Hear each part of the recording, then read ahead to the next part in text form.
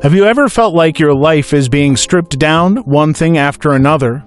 Like you're doing your best, but nothing's working.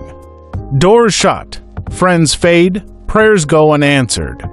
You start to wonder, God, where are you in all of this? But what if? You're not being broken, you're being built. Not punished, but prepared, because before God promotes, He prunes. Before He sends, He sanctifies. And before He raises you up, He'll often break you down to the foundation. Let's talk about what most people miss when they're in a painful season. God isn't just a rescuer, He's a refiner. When you feel the weight of confusion and everything you thought was secure begins to fall apart, that might not be the enemy. That might be God's hand, lovingly taking away everything that was never meant to carry you into your future. The first sign that God is preparing you for something greater. Is the wilderness. It's quiet there. Lonely. You pray, but nothing seems to change. You worship, but the heavens are silent. You wonder if you've done something wrong.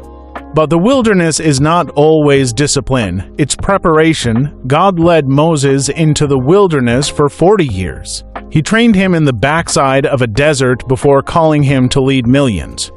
David was anointed king, but instead of a throne, he found himself hiding in caves, living as a fugitive.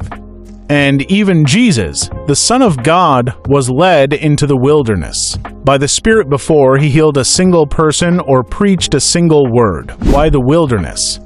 Because in the wilderness, God strips away what's loud. There are no crowds, no noise, no applause. Only Him. The deeper lessons, the ones that anchor your soul, are not learned in the spotlight. They're learned in the solitude. God speaks and whispers there.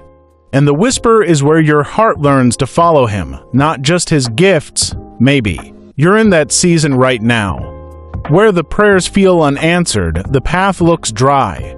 You're not being abandoned, you're being called. Called to deeper trust, deeper identity, deeper surrender, because the wilderness may feel like a place of loss, but it's the very place God reveals who you really are. The second sign that God is preparing you. Everything you depended on is being shaken. The relationships you leaned on. Cracking. The career path that looked so sure. Uncertain, even your inner sense of control slipping. And at first, it feels like everything's going wrong, but what? If it's actually going right, God shakes the ground you stand on so that you'll stop building on things that won't last. He allows things to fall apart so you can build on the one foundation that never moves.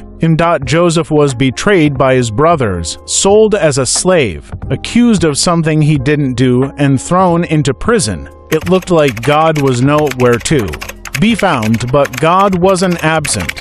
He was present in every detail. Joseph's prison wasn't a detour. It was part of the preparation. We often pray for elevation, but resist the breaking. We ask God to take us higher, but when He starts to remove the things we've held on to, we panic. Sometimes God allows what you trusted to fail so you'll realize who you really trust. And when everything else falls, He remains. Don't be afraid of the shaking. It may feel like loss, but it's actually clearing the ground for something more stable. You weren't meant to build your future on comfort or people or the image of success. You were meant to build it on Christ.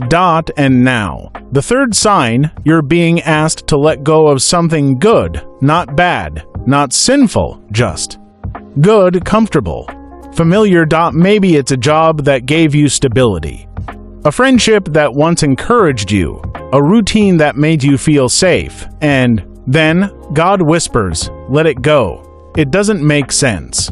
Why would He ask you to surrender something that isn't even wrong? Because God is not just calling you from sign, He's calling you from anything that could limit your next season. Abraham waited years for a son. Then God asked him to lay Isaac on the altar. Why? Not because God wanted Isaac gone, but because He wanted to see if Abraham loved the gift more than the giver. Jesus told the disciples to leave their nets.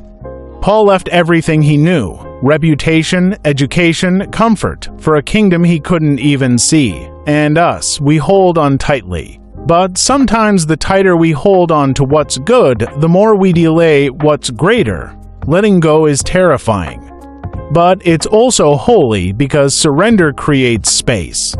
Space for new strength, new assignments, new revelation, and you'll never see what's in God's hand if your fists are full of yesterday's blessings. So if God is asking you to release something today, it's not loss, it's trust. He's not taking something from you. He's making room for something greater in you. What does all this mean? If you find yourself in a place where life feels unclear, your world is being shaken, and the things you love are slipping away, pause. Don't panic. You may be in the exact place God has been leading you all along.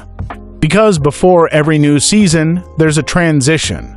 And transitions are messy, uncomfortable, painful, but they're also holy. God is not cruel, He's intentional. He doesn't remove without purpose. He doesn't allow delay without reason.